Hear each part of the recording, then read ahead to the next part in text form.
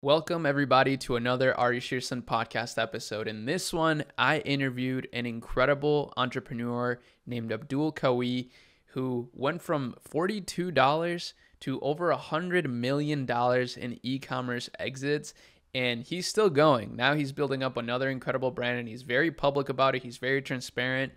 This was such an amazing interview, from inspiring stories to the struggle that he went through all the things that he's learned. And we went back and forth on just awesome conversations. I love talking to people like him. We've been talking for a while now, and it was amazing to finally get to, share the value that he was able to bring to me and share this valuable conversation now with the world. So I hope that you enjoy it. And if you want to support this podcast, make sure that you share this with a friend, share this on social media, tag me on an Instagram story. That would be amazing. And also check out the links in the description and go to akemilab.com to see all of our products and services that we offer. We work with some incredible brands, and maybe if you're a brand, you could work with us as well. But without further ado, let's get right into the interview. I really appreciate you taking the time, as always. Even last time it was a really great conversation, so I'm excited for this one. And I want to start off, to be honest with you, with something you already told me a little bit about, but I want my community to get to know you a little bit more too.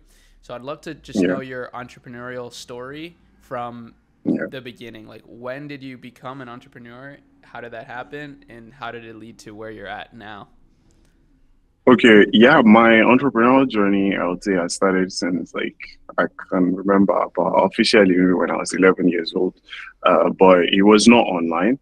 I sold airtime in high school to my seniors, and I helped because phones were contraband, but seniors wanted to always make calls to their girlfriends, and so I'll tell the security guy to buy airtime from town. We call it town because school was farther from everywhere else. And he would come and seniors would line up at my door because they need the airtime to make calls to their girl. And then after doing that for a while, I started to learn shoemaking and fashion design because I have a big foot. I wear size 47, which is US size 13.5, I guess. And it was always very, very hard finding my shoe size. And I would do that for a while.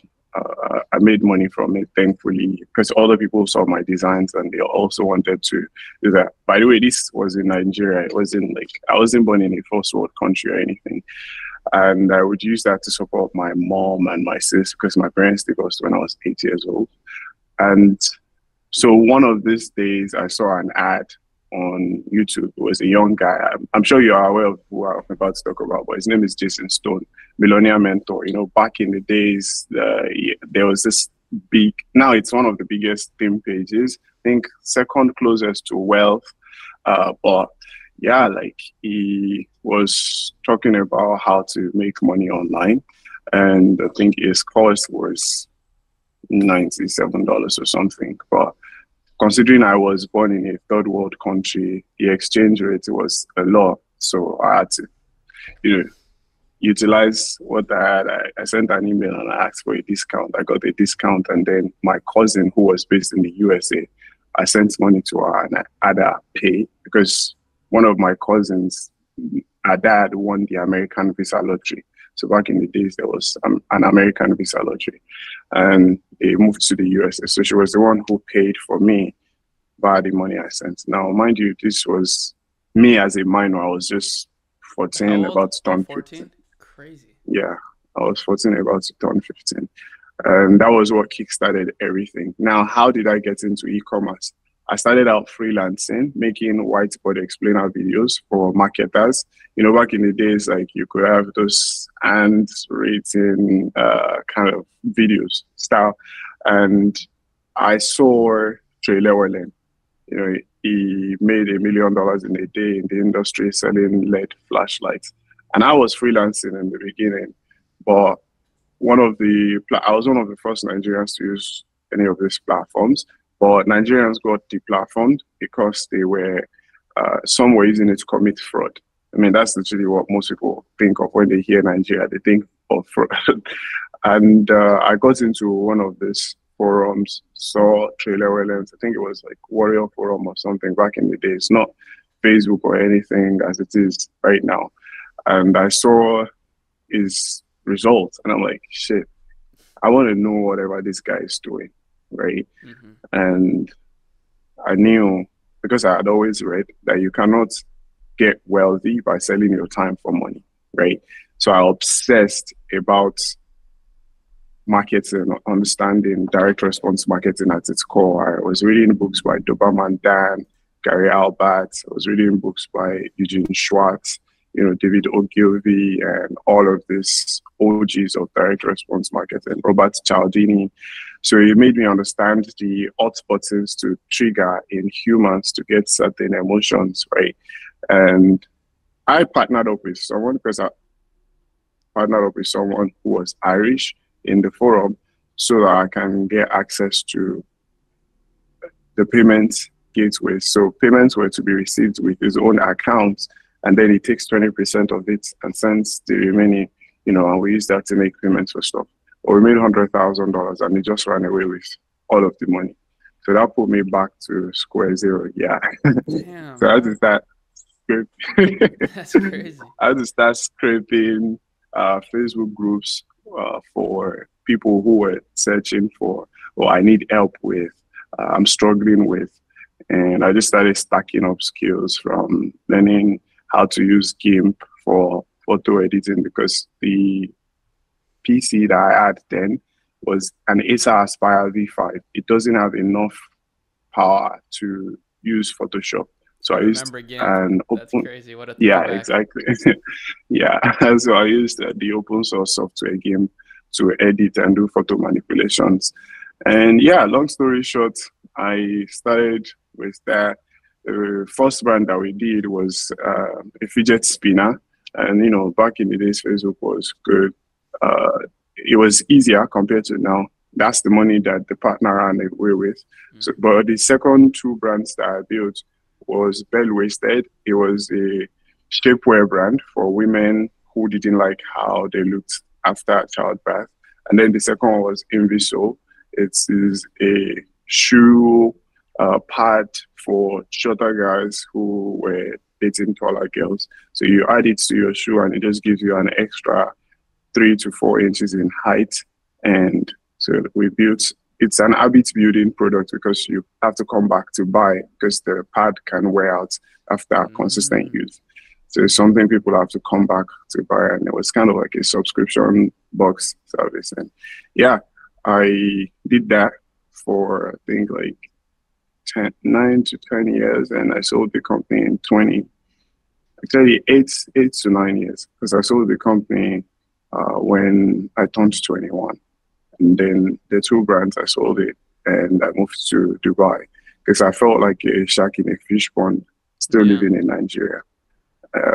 Most times, like, you're having conversations, I'm constantly being attacked by people from Nigeria because they can't fathom how you are able to like make millions and shit like that, because the average Nigerian doesn't even have $1 in a day. I mean, the majority of people are under the poverty line. So you are here talking about, oh, at 19, you made $1 million in a day. You do this. It's unfathomable. Yeah. But yeah, that's been my journey. And now I'm documenting the journey with Phoenix Watches to the $100 million mark. And yep, that's my journey. Dude, that is an amazing journey. That it's so crazy. To be honest, bro, it almost sounds like you lived a whole lifetime. You're only 26. Like, that's what's so crazy. You went through so much stuff in that journey. Yeah. So that's amazing. Yeah. And now the brand Phoenix Watches kind of represents, all that struggle. That's really cool. Yep. When did you start that, actually? I've always loved watches. And I mean, I think it was inspired by James Bond. I grew up watching James Bond. And I always just wanted to, be this cool guy who is in the best shape possible, dates the best girls possible, and drive the best cars possible. But I had the idea as far back as 2016. I just knew one thing about myself is that I can't execute on something if I can't give it my all. And as at that time, And I also know I have something that is a blessing and a curse. I don't know how to multitask. So I either go all in on one thing and give it my best, or if I give it 50%, I feel like I'm not maxing out my life's potential. So I just put it on the back burner and kept up coming up with designs, coming up, and also taking inspirations from different things that were going on in the watch industry. And so when I took the idea to, when I brought the idea to life, it was the end of the pandemic, 2020. 2021, I got the first designs. This is like the third iteration, right? Wow. Post the design, because I wanted something, and I was trying to find something in the industry, but I couldn't find it. I was trying to see a watch that you could wear to the gym, use in the swimming pool, take to the gun range, like use in your daily activity, but would still be luxury. And I couldn't find anything that served that purpose. Plus, I also wanted to build, I didn't just want to sell a product. I wanted to build a community. I wanted something that people could buy into the vision of, because I felt community is the biggest flywheel behind any brand, right? And so I decided I was going to create Phoenix watches for men who have been through the roughest and the hardest of times, and they passed that. And so yeah, in 2021, I started testing out and started doing active product placement in all of my videos. And I did something that has never been done in the industry. Last time I spoke to you, I think I told you like 350 something thousand. Right now we're at 365,000 people on the wait list. And we only do 1,200 pieces in a year. So it's just going to keep growing. And I've not spent a dime on advertising at all. So it just keeps growing like by word of mouth, and you just, sharing it and stuff like that. Yep. I just keep posting it in my content, and my content, I get interviews. People are constantly asking, oh, what's that? And it's a conversation starter. I mean, like when I read it, people are like, oh, is that an AP? Is that? No, it's not. It's Phoenix watches. Because I feel like I don't want to be a walking billboard for any other brand other than the brand which I am actively investing into, right?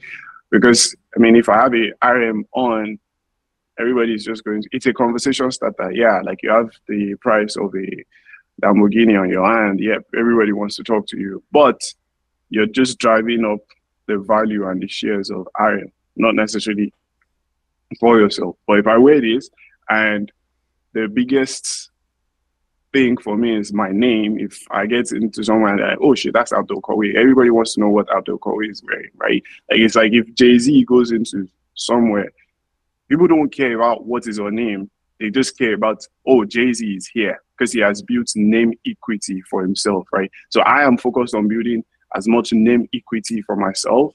And then anything I rock, people are interested in it.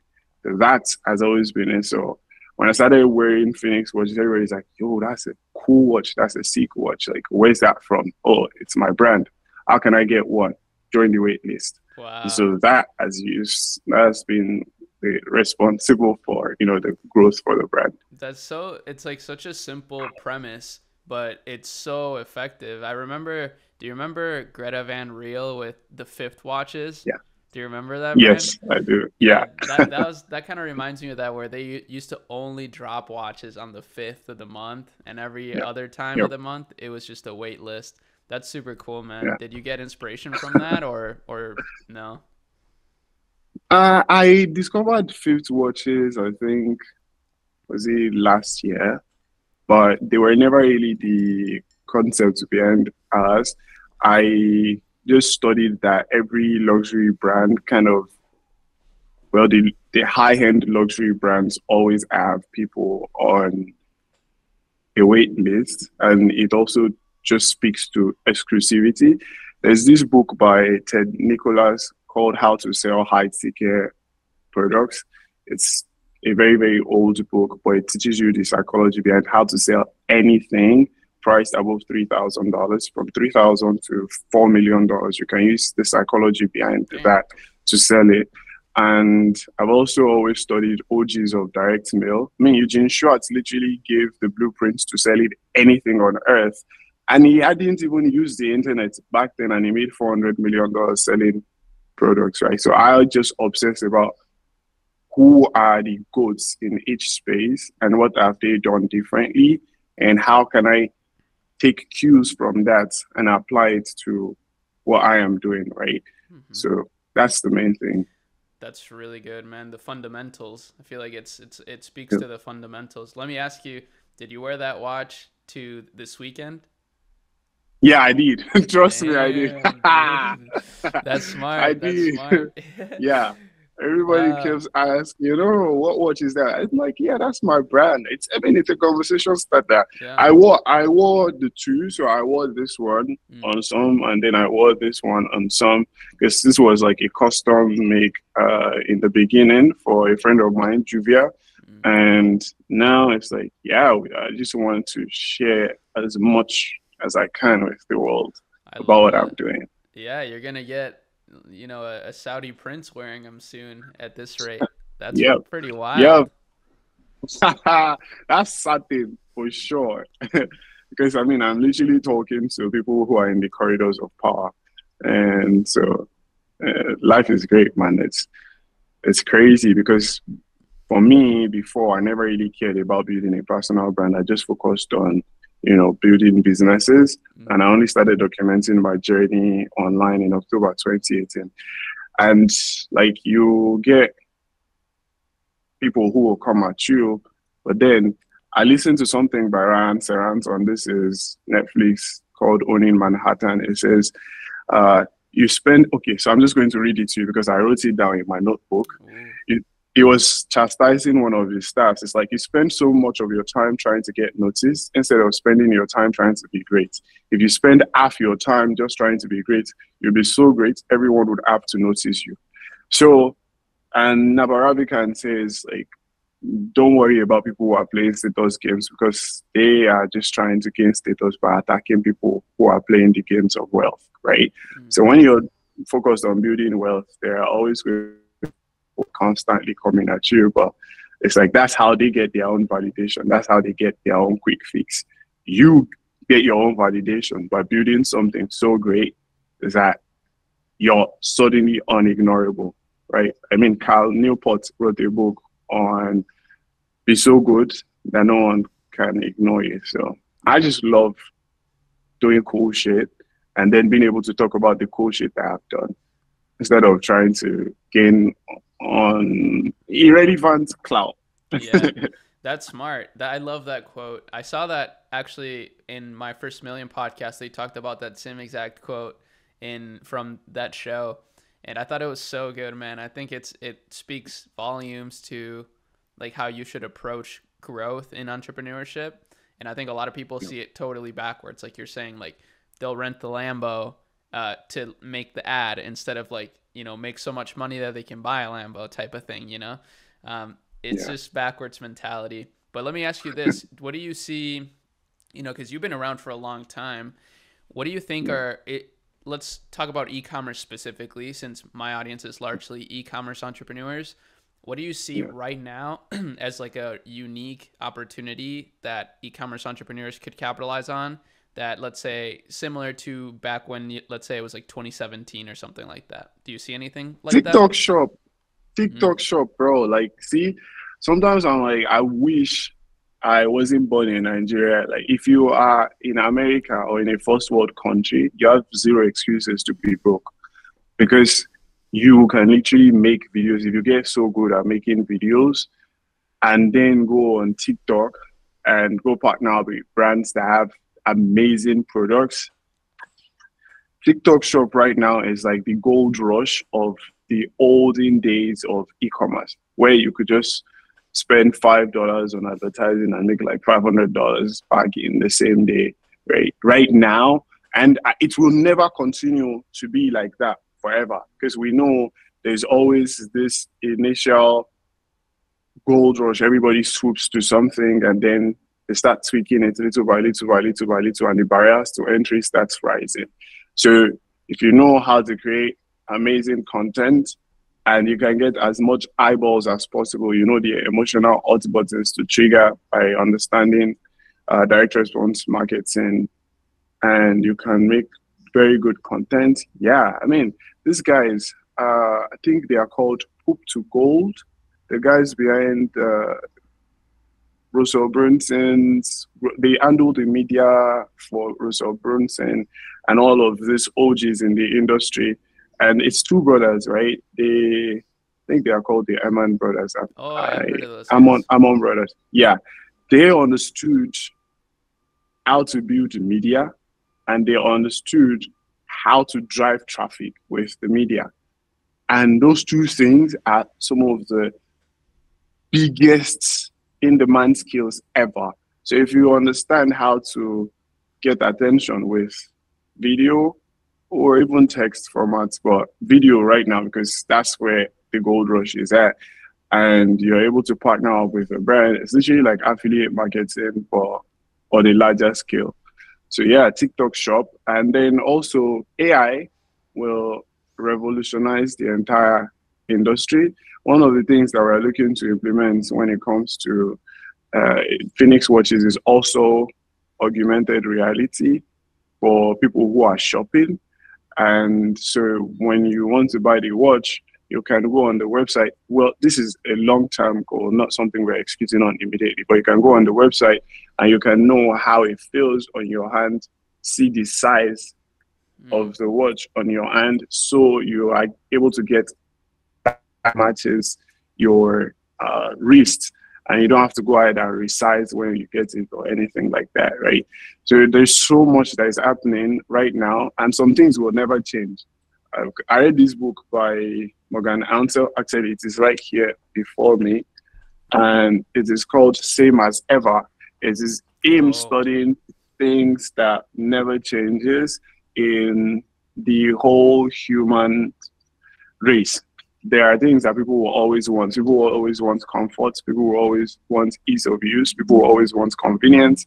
So if you can tie all of this into anything that you do, yeah, like people have always been saying, oh, e-commerce is dead, e-commerce is dead. But hey, how come we're having millionaires and billionaires still coming out of this industry, right? So, yep, that is something that I feel like anyone who is in a first world country who has access to a phone and internet should have zero excuses as to them not making money. I love that. I totally agree. And I'm going to buy that book. That looks super good. It reminds me of just like Maslow's hierarchy of needs, like using those like psychological biases that people have to like really appeal to them. Bro, I've read it so much. Every page is highlighted. Like literally, I finished reading. I read books a lot because I feel like if you read 1,000 books, you live 1,000 life through 1,000 eyes. So you get to experience life through different people's perspective. And I mean, these people are literally like professors of life, not of theories or whatever. They've learned so much, and then they just come back and share what they've learned, and you have to pay like $50 for that. You'll be doing yourself a disservice not to. And then I have this book. I know we're talking about e-commerce, but I have this book called How to Make Money in Stocks, a Winning System in Good Times or Bad Times. And this guy managed wealth and hedge funds for people, and he had a winning system that consistently made money from 1880 to 2009. That's crazy, right? Over 100 years. Yeah. So if someone has learned something and you can tap into their wealth database, you'll be doing yourself a disservice not to.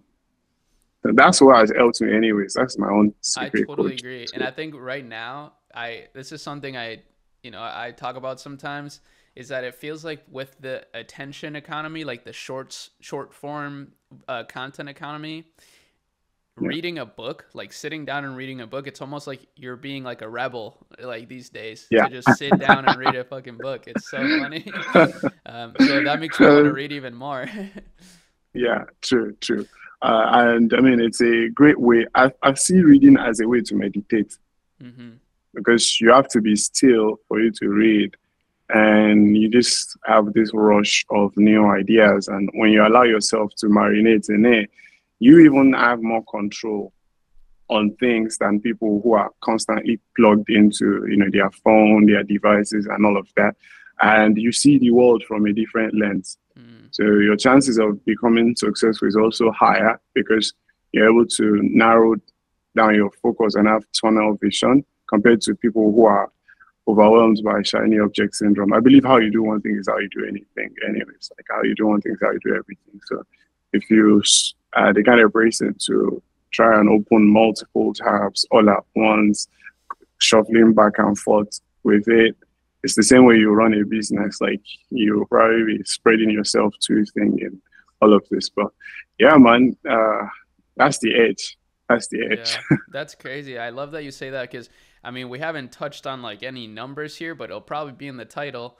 But, you're big in terms of like how much you've sold your things for. So it's like coming from you especially, it will really resonate with people. Because I think right now there's just a lot of people making content, giving advice. There's like the 19-year-old life coach out there, like that kind of thing.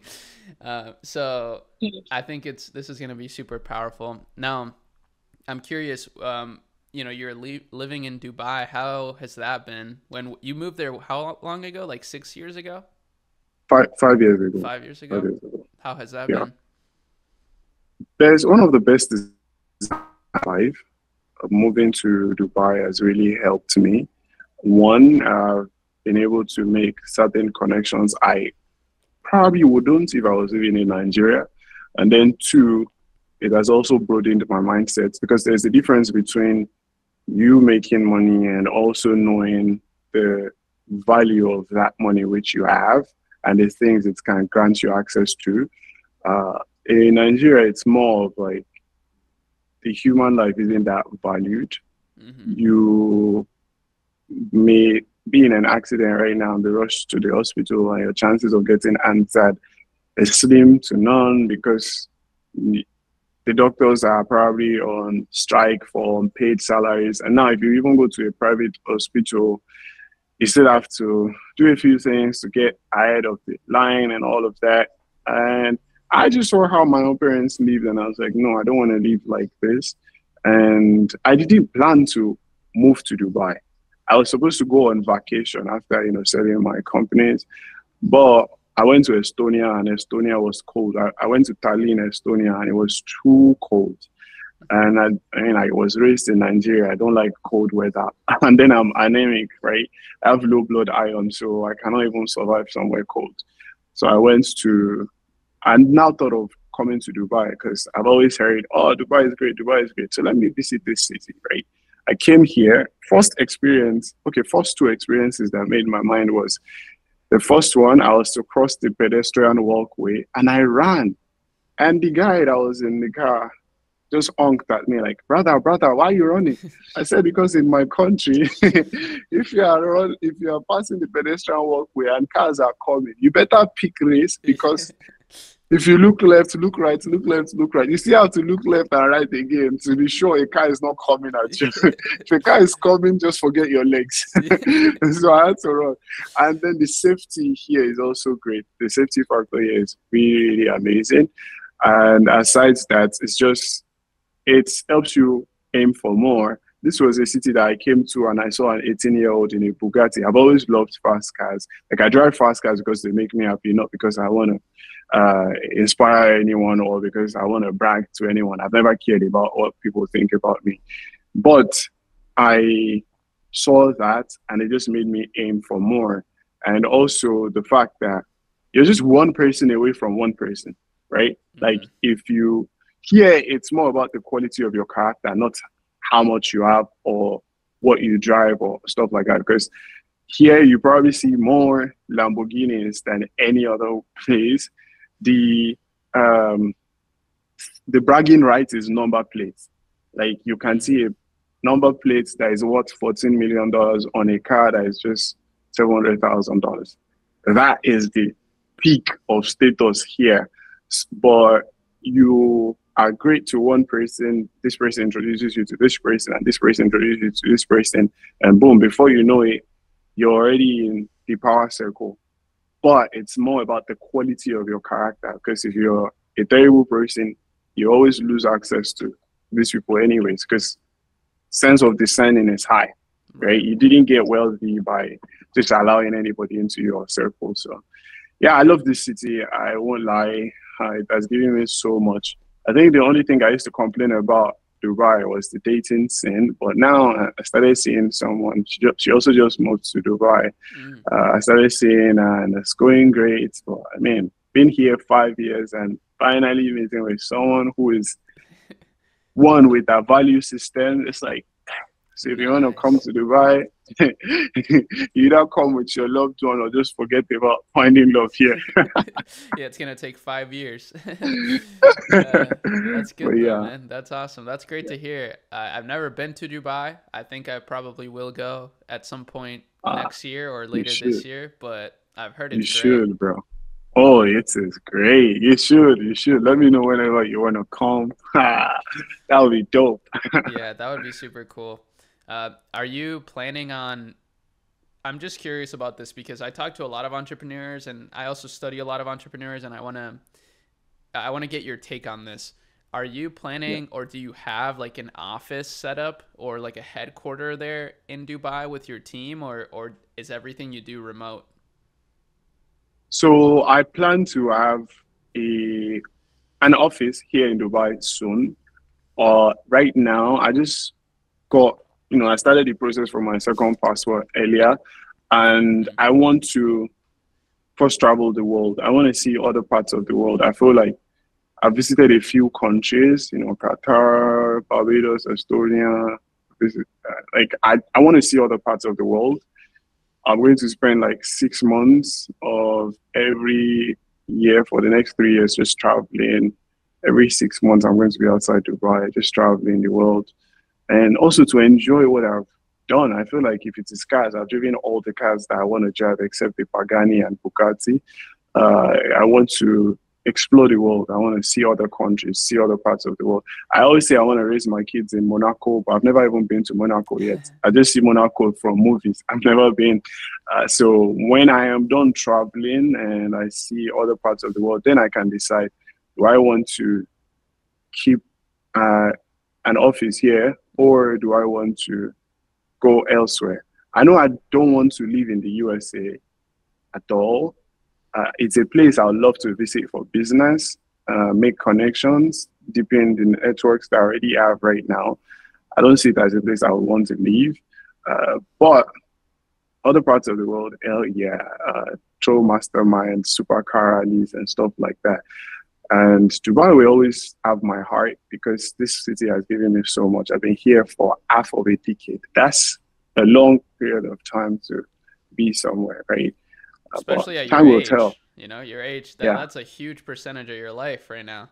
yeah, Which is exactly. crazy Right. to think about, man. That's super cool. That's funny, Monaco. I see a lot of like James Bond kind of vibes with you for sure. So you're definitely growing into that person that you want to be, Yeah. which is really cool. Yes, sir. For real, like it's funny how a movie character shaped my entire life. It's so crazy. And this is why I talk about it that everything you consume is programming you to an extent. You're just going to be the one to decide how much you want to be programmed, right? I've always loved them. It's the main reason I love shooting guns. I go to the gun range literally every free time that I have. I'm about to start putting more of my life out there. But there's a question I've been meaning to ask you. Hmm. You're someone I've known for years. You've been on the YouTube scene for probably like 8 or 9 years, if Eight I can years, yeah. remember correctly. Exactly. And you've built an audience on YouTube for this period, right? And I'm sure it has brought you so many opportunities. But what's one thing that you feel is like, if you could change about you building on YouTube that you would? Because I know, like, I don't think there's anyone who doesn't get flack for just building a public profile, like having a public presence. People always Yeah, add shit. But that's what's true. that one thing that you would feel like, if I could change, I would? Yeah, I think if I had to change one thing, it would probably be to get help sooner. Like, like start getting someone that's really smart when it comes to, for example, clipping content sooner. But I will say, when it comes to like people hating on me and things like that, like I've gotten all sorts of things too. Like people will say so many things, like, you know, they'll try to come at you for your appearance. Like some people say I look like Mr. Bean, or I look like a donkey or something, like just some random shit that's like kind of funny. Or, you know, they'll just say really random stuff like, hey, well, if you're talking about this, why aren't you, you know, why would you be talking about this if you're not just trying to get my money or something? I think some people are very cynical. So what I do personally, and I think you're starting to do this too, which is really great, is like I try my best to not, well, this is just me, but I try my best to not project a certain image. I just want to be myself, you know, like I want to be the best me. And that way, like I don't have to keep up an act. Like I don't have to lie. Like if somebody comes at me, it's whatever. I know I'm not doing anything like dishonest. I know I'm not doing anything wrong. And also at the same time, I feel like it's a disservice to the rest of my community to focus so much on like what the hecklers are saying, because there's a lot of people that really love me and that have grown through me and like that have built businesses because of what I've said, even if it's just one sentence. So I never want to let those people get in my head. And it's just like, I don't really care what they say, to be honest. I read everything, but it doesn't really get to me. So to answer your question, I would just build a better infrastructure like for my content. But at the same time, I feel like it's all worked out for the best because I've been able to do it very authentically.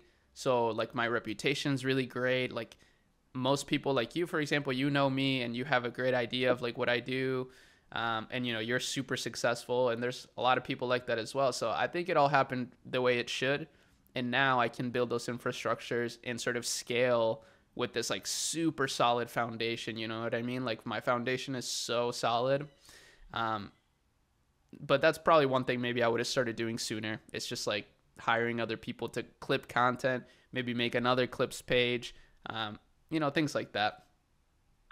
Yeah, that makes sense. And it's even something I'm working on. But just to piggyback on what you said, like I always say something. I say, I'm glad I found me before the world found me. So I never have to change me to fit the narrative that the world has of me. Because I think I've always had a sense of self-worth from when I was young.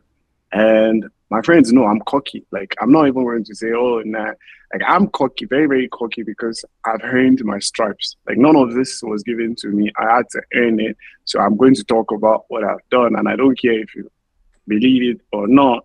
But hey, my reality is my reality, right? Like, it doesn't have to be your own reality, but this is my own reality. But I've just also learned that people say things from their own perspective because of what they are going through. Like, you can't expect someone who has never experienced an ounce of happiness to be happy for you because your life is going great. Like, it just doesn't work that way, right? And yeah, I mean, I always refer to Navarro Africans. It says, don't partner with pessimists or cynics because their belief is self-fulfilling, right? It's find good people doing good shit and partner up with them long term and you'll be good. So for me right now, the strategy I'm about to execute on, wait, let me actually show you. I am going to be creating something. I created a file called content warfare. I think the only big issue right now is finding the right A players to execute on this. Right, but I'm going to share my screen real quick. And this is what we're about to execute on. It's called the content warfare. We're going to have 10 TikTok accounts, 10 pieces of content daily. So we're going to be producing 220 pieces of content every day, which is 6,600 pieces of content monthly. And then we have like the style I want the content style to take. And then here, when it is like the controversial content, people who are deeming my relationship views controversial, which is crazy because I believe men should take care, protect, provide, and secure for the women that they are with. But it's been deemed controversial, and it's wild because that's how I was raised, right? Like I've always known I want to take good care of a woman I'm with. So I just created this document, and this is what I want to do moving forward when it comes to like my content. So That's you great. just saying it further re-emphasizes what I already believe in. And yeah, man, I'm taking my personal brand serious now. I've seen the opportunities that comes from it. I've seen how that accelerates things for you. Because with my IG, I took it serious in the last, let's just say 6 months. I piped down for a while now because we're looking at the back end. What do we need to fix? What do we need to put in place before we then go heavy with content for the remaining months of the Q3 and then Q4? And yeah, just want to build my presence online, I love connect that. with dope people, and that's it. Yeah, man. And I think you're right about the people that project those like they kind of project their insecurities into you and like, their pessimism. And in a way it's just easier to do that than to actually like improve yourself. So by doing that, it's like, oh, well, this guy's talking about, 100K a month. Well, that's probably fake. He's a scammer. And that makes them feel better about making, $15 an hour or something. So it's just the unfortunate reality. But well, the great thing is that most people are actually not like that. It seems most people tend to actually, like at least for my content, the people that find my content tend to get really inspired and build cool shit. And, we've been building this network effect for a long time. So I'm excited for you to do this as well with your content, take it to the next level. What's Yeah. next for Phoenix Watches? I'm curious. Are you like planning anything crazy for it, or just building the list? Yes. Mm. Yeah, I am. We have our drops in September, September 5th, tentatively to September 5th, except anything changes. So right now, I'm hiring a few A players more on board for uh, luxury copywriting. I feel like a few of our Mm. words needs to be tweaked. I would normally do it, but right now there's so much that is pulling my attention that I don't even want to worry about that. Just have like the copywriter finish up with that and then go all in still with content. And there's a reason that I'm even going heavy on content. My ad accounts got shut down 4 or 5 years ago, so I've not run any ads in the last 5 years. Everything that I've done has been organic Wow. for myself. And right now, I just want to see how that works. Because if I spent money on ads, I'm sure I'd have spent at least $17 million just to acquire the people who are on the wait list right now. And I've spent nothing except on content and proper product placement, which is different from how things are done in this industry. You Right. can use content to build leads for low ticket products, but for a mid tier luxury range product, to have done that, there's nothing like that that I've seen so far. And I've studied this space for over a decade, so I've not seen anyone who has done what I've done. And I am also using that as a flywheel to show people that, hey, you could also build successful legacy brands and learn from me and then take, equity in their brands and help them scale to like 50 mil a year and then exit for 4 to 10x multiples and get them into that mind frame. But Yeah. yeah, that's what I'm focused on right now. That's like my main goal long term. And maybe within the next 5 years or 6 years, we'll have our stores, globally and see how that goes. But it's going to be kind of like a secret room. You go there, have to say a secret phase, get access into the place, then get treated, get checked for the entire stuff. Like, yeah, I have That's cool. this crazy, crazy idea. That sounds awesome, bro. That sounds really cool. Yeah. Wow. Well, that's inspiring. That's really exciting, man. And then when it comes to the brands that you built and sold, were those ran with Yeah. ads? Like, did you scale those with paid ads? Yeah, we did pay that when it came to those. Because I mean, I was in Nigeria. I wasn't selling to Nigerians. I was selling to people in first world countries, and the only way I could do that was through media buying. We did native ads for some, especially the ones that were showing women's belly buttons and stuff like that. Facebook wouldn't allow that fly. But yeah, we did Facebook ads, Google ads, and I took some inspiration from this. There's a website called Swipe. I think it is Swipe File. Yeah, like where you could find swipe files of ads that have been run in the olden Oh, I know what you're age talking of about. advertising, right? So I used to take inspiration from there. And then we also did direct mail ad at some point, which Wow. was we just create, yeah, and it's converted. I think we were spending like $7.50 on direct mail, and we're getting around 125 to $250 in purchases. And also because we had products that had this habit building part to it.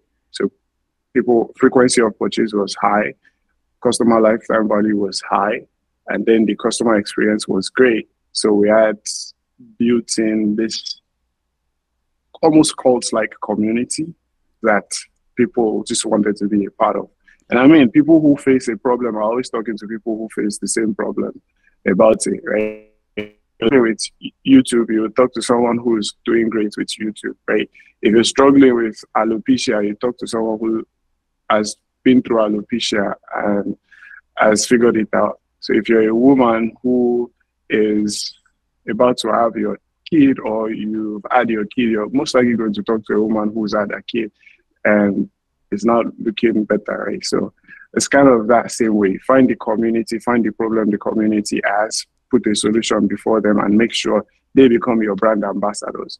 Hmm. So if you do that correctly, then hell yeah, you'll make a shit ton of money. Wow. That's cool, man. I mean, direct response mail is I mean, it used to work so well for people, so there's no reason it shouldn't work well now, besides the fact that maybe people are just have like lower attention spans, but that's really interesting that you were able to get metrics like that. Yeah. I mean, there is even a website called handwritten.com right now where you could send uh, letters to people who probably come on your Shopify storefront to buy something. And it's just personalized. And I think it's like 50 cents per letter. And people would see it and they'll think, oh, you personally wrote the letters by yourself to them. So it adds this extra touch of warmth to the customer experience. I obsess a lot about customer experience because if you can win a customer for life, people will spend money with you until you give them a reason not to spend money, right? True. So that's my own perspective, anyways. Plus, I mean, I didn't have money, so I had to figure out a way to keep making money regardless. So that was it for me. Wow. Do you invest in companies at all? Like, or are you just doing like what you mentioned about with your group and like investing in like your own community? Do you invest outside of that? Yeah, I do. I invest in companies that do at least $3 million a year, and they already have like the infrastructure, but they just don't have the right idea on how to execute to scale past that Hmm. plateau that they are facing. Sometimes it could be because of operations, it could be because of fulfillment, it could be because of delivery, it could be customer experience. So I come in, look at what they are doing right and where they are missing it, right? And then as long as I believe in the vision that the brand has, and I also believe in the leadership of the brand, because if I don't believe in the vision and I don't believe in the leadership, I'm not investing in it. And then also how the brand is getting things to the next level. So if I see that, then yeah, I'm going to. I have a Rolodex. I have like a network of people. I have Vlad, for instance, who has access to a private buyers list worth $60 billion. So it can Wow. help, assess the valuation of a company. It can help get your company sold within 90 days from the beginning to the end. So all of this, I've built the right network that makes things easy. Or if I feel like, oh, I can't really want to help get this thing to the next level, I can intro to someone. But my own main focus has always just been e-commerce brands. Like I believe in what Charlie Munger says, and Warren Buffett has also reiterated it. Don't invest into things you don't understand. If I don't understand it, I'm not going to put my money into it.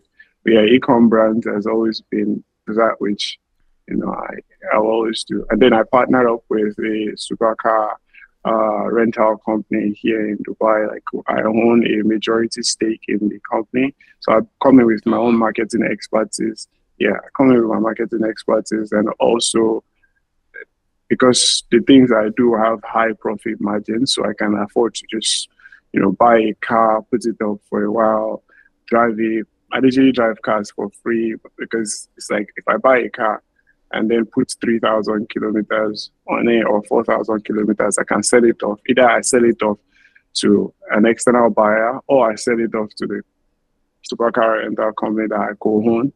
And now I literally drove that car for free for the time frame that I drove it. Yeah. That's so cool, bro. That's so cool. That's this is a really awesome idea that I've been really thinking a lot about, is kind of what you just mentioned, is building businesses or acquiring stakes in businesses that help you live a lifestyle that you want. Like not necessarily money wise, but like in this case, you get to drive all the cars that you want for free. Because it makes sense to do it business wise. Like I was thinking about, how can I make travel like with my family? Because I have a family, so it's a little bit more difficult to travel. So I was trying to think, how can I make like a business out of that so that it makes like way more sense to do it.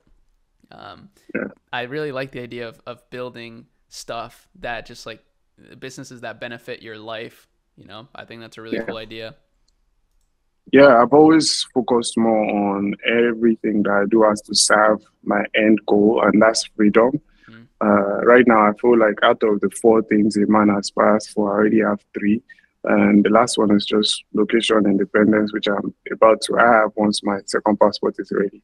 And once I have that, I can travel the world. So in your own instance, you just have to look at it like it's either you partner up with a brand that already does, lifestyle, traveling and all of that. And in exchange, you just give them insights and stuff. I mean, we live in a world now where if you have an audience large enough, you can even pitch to a jet company and they would just be sending you deals on last legs, like when the empty legs of the jets, like, oh, this jet is flying from maybe Boise to Idaho or New York to New Jersey. And literally you get a deal on it in exchange for you to probably pitch the jet company to your audience. If they feel like, oh, you have ultra high net worth individuals in your network, we're like, yeah, you get those people who can book flights for maybe 3 months and you get flights for free for 3 months. And now it's like a win-win because your friends get a better deal. You also get a better deal because you just get jets for free. So it's kind of just finding things that augment the reality that you are currently living. I don't do anything. I say more no's than I say yes. But if I say yes to something, it's because I see that it aligns with where I'm looking to go. I like that. Let me ask you maybe a couple last questions before we go. One of them is, you're talking a lot about customer experience. I'm wondering, do you think it's possible to build a really great customer experience with drop shipping? Like, let's say with shipping your things directly from China, or is that just inherently, in your opinion, like a bad way to treat your customers? I think it's going to be very, very hard to drop ship and use customer experience in the same statement because there are way too many variables that are out of your control, from Chinese New Year's to lost in transit goods to, like it's too much. The logistics end of things, you don't really have any control over it, no matter how much or no matter how good the 3PL that you're using is. It's still like, at the end of the day, there are way too many variables out of your control. I prefer that, okay, yeah, maybe you don't have money in the beginning, Why don't you run pre-launch sequences? Why don't you direct traffic to a page? Order a few samples from wherever your manufacturer is at, Switzerland, China, Geneva, like just order a few samples, make really, really great content about your stuff, especially if you're in a first world country. It costs nothing right now to put content out there, right? Mm-hmm. You can test with several things, get those pre-orders in, obsess about it, send out gift cards or send out letters, handwritten letters. You can use handwritten.com for that. It's not sponsored, by the way, so they better come write me a check. But send them boxes and just tell them, hey, we appreciate the support. This is when to expect the product. Your purchase has been confirmed. And then use the money that you get from that to go order for the product and have it delivered within the timeline, and just find A players, or maybe you could even go on onlinejobs.ph, find people who are very, very good when it comes to customer service, create an SOP that is very, very detailed on your manifesto, your brand's manifesto, things that are negotiables when it comes to you, and just have them buy into that vision and serve your customers.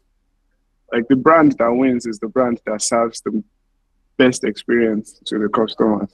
True. And the better you get at that, you will always make money, right? I don't think dropshipping and good customer experience can be in the same statement, if we're being honest, because everything that will break will end up breaking. If you're building a brand, everything that will break will end up breaking. So you might as well just focus on the things you can control and reduce the margins of error to the barest minimum. So I will always go for building a brand. As someone who has tried dropshipping and had success with dropshipping too in the past, I'd rather build a brand from scratch than try and dropship and then say, oh, customer experience will salvage the situation. What if customers don't receive products in 6 months? Your chargebacks levels will go through the roof and your payments processor will shut you down. Yeah. So yeah, I'd rather not risk it. Yeah, especially now with TikTok Shop, for example, as you mentioned, you know, it's makes it even easier to build a brand from the beginning. Exactly. So there's too many things available today than for someone to make excuses. They should look at 10 years ago versus now. It's so easy now to get wealthy now. I mean, there are 18-year-olds on TikTok that are just selling stuff because they understand social media as a tool, and they are making millions. So to say, oh yeah, you are in your 20s and to be blaming the government for your situation, even though you were born in a first world country, that's mentally fucked up. Yeah, it is. Yeah, that's a great way to end it, man. I like that. Yeah, man, Abdul, it's been a pleasure. I really appreciate you taking the time and dropping all these value bombs on my channel, man. This was a great conversation. Even last time we talked, every time we talk, I always feel like I learn a lot and I have a lot of fun, which is the best combination, you know, learning a lot and having fun. Like, what more could you ask for? So I really appreciate it. Thank you very much, bro. I really do appreciate it too. You're someone that I've known for a long period of time. And I turn down more things than I say yes to. So doing this was just more, yeah, like, this dude is a cool dude. I've also learned, matter of fact, so on your channel, I actually took 2 ideas from your channel that I used to buttress what I'll share with members of my community. And that was more for I think this brand, Graza, I literally just did it with them yesterday. And the second one is around the pickleball paddle brand. Like, I did my own breakdown of why it's successful, because I always show members of my community what I'm doing with Phoenix watches and then what other successful brands are doing right and how they can also implement that.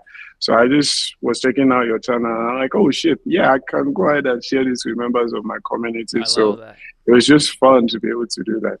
By the way, can I get a video from this, please? Yeah, of I course. just want to be able to. I want to be able to say, yeah, I spoke with the Yeah. OG again. I Crazy, man. spoke with the OG We again. did it again. I'm just excited.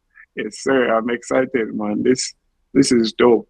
This is more fulfilling than any gifts anyone can give to me.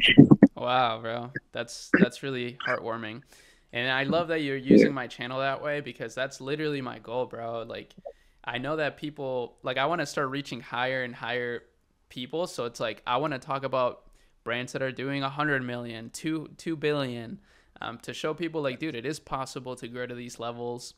And sometimes it's not anything that much different. It's like the fundamentals, and then just like yeah, a unique twist. Like Graza, it's like a squirtable extra virgin olive oil, and they have beautiful branding, and the yeah, subscription. It's so well done, dude. It's so well done. yeah. So I love that. They did. Yeah, they did a very, very good job when it comes to that. Then I was just like, yeah, I want to make this, something because I always do breakdowns. And matter of fact, I would love to invite you one of these days to come speak in the community. It's very close knit right now, but the goal is to scale it to like 25,000 members eventually. But yeah, one of these days, once my schedule frees up, we can plan the time. It's every Sunday, 8:30 p.m. Dubai time that I have calls with members, and I just update them on things that I'm up to, brands that are successful, bringing Awesome. industry titans and all of that. So I can't wait, man. Yeah, me neither. And if I go to Dubai anytime in the near future, I'll definitely let you know ahead of time. Yeah, please do let me know, man. I'll show you the best spots in Dubai. Sweet. That sounds fun. All right, man. Well, thanks So, again for your time and hope you have a great week, man. Happy Monday. sir. Peace Cheers, out, man. man. Oh, sick watch, by the way. Oh, thanks, bro. Thank you. Yeah, I want a Phoenix watch now. Like, now that I see those. I really like the one Soon you're wearing with the red, too. It we'll looks good on get your you one. skin. Yeah, That thanks. looks fire. Thanks, man. Thanks, Okay. man. Thanks. Thanks, bro. Talk All right. soon. Peace. Cheers.